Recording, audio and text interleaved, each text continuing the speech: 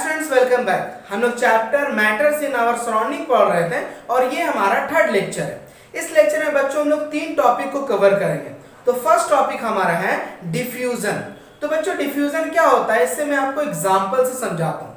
देखिए बच्चों, आपने ये नोटिस किया होगा जब आप परफ्यूम लगाते हैं या फिर कोई और परफ्यूम लगा रहा होता है तो उसका स्मेल आप तक पहुंच जाता है दूर बैठे भी, है ना। अगर आप दूर बैठे भी हैं एक रूम से दूसरे रूम में बहुत जल्दी स्प्रेड हो जाता है। तो ऐसा क्यों होता है, क्या आपने सोचा है? चलिए एक और एग्जांपल ले लीजिए। मान लीजिए आपके किचन में खाना बन रहा है तो उसका स्मेल क्या होता है बच्चों, आपको रूम तक पहुंच जाता है। क्या आपने फील किया है कि ऐसा क्यों होता है, या आपने सोचा है कि ऐसा क्यों होता है? तो बच्चों यही है डिफ्यूजन। अब डिफ्यूजन का डेफिनेशन क्या होता है ये समझिए। जब अलग अलग मैटर्स का पार्टिकल्स इंटरमिक्स होता है, मिलता है, तो उसी को हम लोग बोलते हैं डिफ्यूजन। क्लियर है ना? सिंपल सा बात है, intermixing of particles of different matters. Clear है बच्चों? अब ऐसा नहीं है बच्चों कि डिफ्यूजन सिर्फ गैस में ही होता है, डिफ्यूजन लिक्विड में भी होता है, डिफ्यूजन सॉलिड में भी होता है। चलिए मैं आपको एग्जांपल देता हूं। मान लीजिए कंटेनर लीजिए या फिर एक ग्लास लीजिए, उसमें वाटर लीजिए और उसमें 1 या 2 ड्रॉप इंक डालिए। तो अब नोटिस कीजिएगा बच्चों, वो इंक क्या होगा, धीरे धीरे धीरे धीरे पूरा वाटर में क्या होगा, फैल जाएगा, है ना, मिक्स कर जाएगा पूरा वाटर में बिना किसी एक्सटर्नल फोर्स के, है ना। तो ये क्या है बच्चों, डिफ्यूजन है। उसी तरह बच्चों आपने नोटिस किया होगा कि जब आप स्कूल जाते हैं या फिर जब कॉलेज जाते हैं, जब बोर्ड में कुछ लिखा हुआ होता है, आप जब छुट्टी होकर के जब दूसरे दिन घर से वापस जाते हैं स्कूल, तो जब उसे आप रफ करना चाहते हैं तो बच्चों वो आसानी से रफ नहीं होता है ना। तो क्या हो रहा है, यहाँ पे भी डिफ्यूजन हो रहा है। वो जो चॉक का पार्टिकल्स है, जो बोर्ड का पार्टिकल्स है, वो इंटरमिक्स होने लगा चॉक का पार्टिकल्स बोर्ड के साथ। क्लियर है? तो ये एग्जांपल है बच्चों किसका, सॉलिड का, डिफ्यूजन इन सॉलिड का। तो डिफ्यूजन गैस में भी होता है, जो मैंने आपको परफ्यूम और खाना का एग्जांपल दिया। डिफ्यूजन इन लिक्विड में भी होता है, जो आपको मैं वाटर और इंक का दिया। उसी तरह डिफ्यूजन इन सॉलिड में भी होता है, जो मैंने चॉक और आपको बोर्ड का एग्जांपल दिया। क्लियर है बच्चों? अब यहाँ पे आपको 3 पॉइंट याद रखना है। वो 3 पॉइंट क्या है बच्चों? फर्स्ट पॉइंट ये है कि डिफ्यूजन जो है वो सबसे ज्यादा गैसेस में होता है और सबसे कम सॉलिड में होता है। अब इसका रीजन भी समझ लीजिए बच्चों। गैस में देखिए पार्टिकल्स क्या होता है, बहुत दूर दूर होता है ना, तो उसको मूव करने के लिए बहुत ज्यादा स्पेस है। गैस में स्पेस ज्यादा होता है तो उसमें मूव करने के लिए स्पेस बहुत ज्यादा होता है, इसीलिए उसमें डिफ्यूजन ज्यादा होता है। ठीक है? और सॉलिड में स्पेस कम होता है, इसीलिए उसमें डिफ्यूजन कम होता है। ठीक है, पहला पॉइंट। दूसरा पॉइंट ये है बच्चों कि अगर आपको रेट ऑफ डिफ्यूजन बढ़ाना है तो आप क्या कीजिए, टेम्परेचर को बढ़ा दीजिए। अगर आप टेम्परेचर को बढ़ाएंगे तो रेट ऑफ डिफ्यूजन क्या होगा, बढ़ेगा। जैसे इसका भी एग्जांपल आप देख सकते हैं। आप गर्मी ले लीजिए सीजन और ठंडा का सीजन ले लीजिए, यानी कि समर और विंटर लीजिए। देखिएगा समर में कोई भी चीज स्मेल ज्यादा करता है ना, चाहे वो फूड हो, चाहे वो परफ्यूम हो, या किसी तरह का गंदा स्मेल हो, वो ज्यादा स्मेल करता है एज कंपेयर टू विंटर में। क्यों बच्चों? क्योंकि गर्मी में टेम्परेचर ज्यादा होता है, जिसके कारण रेट ऑफ डिफ्यूजन ज्यादा होता है, जिसके कारण आप दूर तक भी उस स्मेल को आसानी से स्मेल कर लेते हैं। क्लियर है ना? थर्ड ये है कि अगर आपको रेट ऑफ डिफ्यूजन को बढ़ाना है तो आप काइनेटिक एनर्जी बढ़ा दीजिए। आप जानते हैं कि बच्चों कि पार्टिकल जो मूव करता है, पार्टिकल्स में एक तरह क्या होता है, काइनेटिक एनर्जी डेवलप हो जाता है ना। तो काइनेटिक एनर्जी के कारण भी क्या होता है बच्चों, डिफ्यूजन, रेट ऑफ डिफ्यूजन क्या करता है, इंक्रीज करता है ना। अब काइनेटिक एनर्जी और टेम्परेचर दोनों एक तरह से बोल सकते हैं कि डायरेक्टली है। ठीक है, डायरेक्टली प्रोपोर्शनल है। कैसे बच्चों कि अगर आप टेम्परेचर बढ़ाएंगे तो उसमें क्या बोल सकते हैं, मूवमेंट तेज होगा, मूवमेंट तेज होगा तो ऑटोमेटिकली क्या होगा, काइनेटिक एनर्जी बढ़ रहा है। क्लियर है ना? तो आई होप आप समझ गए होंगे कि डिफ्यूजन क्या होता है। क्लियर है? चलिए बच्चों, अब हम लोग आते हैं सेकंड टॉपिक पे। सेकंड टॉपिक क्या है, कॉमन यूनिट ऑफ टेम्परेचर। बच्चों टेम्परेचर को मेजर करने के लिए जब आपको बुखार होता है, जब आपका डॉक्टर जब चेक करते हैं आपका बॉडी का टेम्परेचर, तो वो किस डिग्री में बात करते हैं? तो बच्चों वो सेल्सियस में बात करते हैं। किससे बात करते हैं?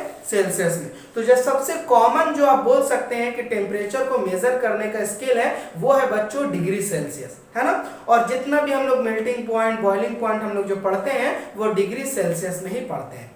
दूसरा जो है बच्चों वो है केल्विन। केल्विन हम लोग यूज नहीं करते हैं, केल्विन साइंटिस्ट लोग यूज करते हैं अपने रिसर्च वर्क के लिए। ठीक है। तो दो इंपॉर्टेंट है, और भी बहुत सारा स्केल है बच्चों, जैसे फ़ारेनहाइट स्केल हो गया, ये आपको 11 में जाकर पढ़ना है ना, लेकिन क्लास 9 में सिर्फ दो ही स्केल पढ़ना है, एक है डिग्री सेल्सियस और दूसरा है केल्विन। यहां से एक क्वेश्चन आपको पूछा जाएगा बच्चों कि कन्वर्ट कीजिए Celsius scale to Kelvin scale या Kelvin scale to Celsius scale, तो आप किस तरह से कन्वर्ट कीजिएगा। तो बच्चों मैं आपको बहुत इजी और बहुत शॉर्ट एक स्टेटमेंट देने जा रहा हूं जिससे आप इजीली कन्वर्ट कर लीजिएगा। ओके, तो वो स्टेटमेंट है बच्चों 0 degree Celsius is equal to होता है बच्चों 273 केल्विन। क्या बोला भाई, 0 degree Celsius is equal to 273 kelvin. यानी कि इसको मैं और थोड़ा सा अरेंज करके बोलूं तो आप बोल सकते हैं temperature on kelvin is equal to temperature on Celsius plus 273। Clear है बच्चों। वैसे ये एग्जैक्ट 273 नहीं होता है बच्चों, 0.15 भी होता है। आप ये जा करके क्लास 11 में पढ़ेंगे, है ना, 15 होता है, लेकिन ये छोटा वैल्यू होता है, इसलिए हम लोग इसे इग्नोर करके चलते हैं। क्लियर है, तो याद रहेगा temperature on kelvin is equal to temperature on Celsius plus 273। अब इससे क्वेश्चन देखिए बच्चों, मान लीजिए आपका रहेगा 25 डिग्री सेल्सियस को हमको केल्विन में बदलना है, तो बच्चों किससे बदलना है, केल्विन में। तो क्या होगा, टेम्परेचर ऑन सेल्सियस प्लस 273, यानी कि अगर हमें इसे केल्विन में बदलना है तो अगर हम लोग बोलेंगे टेम्परेचर ऑन केल्विन करना हमें, तो क्या करेंगे बच्चों, देखिए 273, या फिर एक काम करते हैं, सबसे पहले हम लोग टेम्परेचर ही लिख देते हैं 25 प्लस 273, ये जो भी वैल्यू आएगा बच्चों किस में आएगा, केल्विन में। अब ऐड कर दीजिए 538, ये हो गया 7 और 2 9, और ये हो गया बच्चों 298 केल्विन हो गया।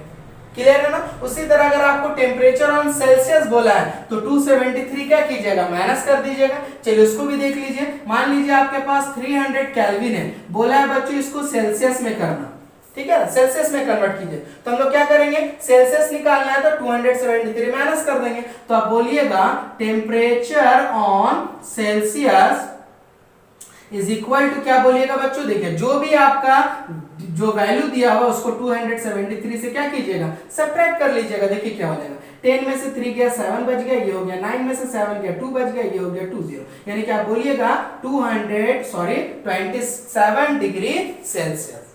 कितना इजी है बच्चों। तो आप ये स्टेटमेंट जरूर याद रखें, आप कोई भी क्वेश्चन हो इसमें आप इजीली बना लेंगे। फिर से मैं रिवीजन कर दे रहा हूं एक बार, अगर आपको केल्विन में बोलेगा टेम्परेचर करने के लिए, सेल्सियस में दिया रहेगा, तो आप क्या कीजिएगा 273 ऐड कर दीजिएगा। अगर टेम्परेचर केल्विन में दिया हुआ है और बोलेगा सेल्सियस में करने, तो आप क्या कीजिएगा 273 को माइनस कर दीजिएगा।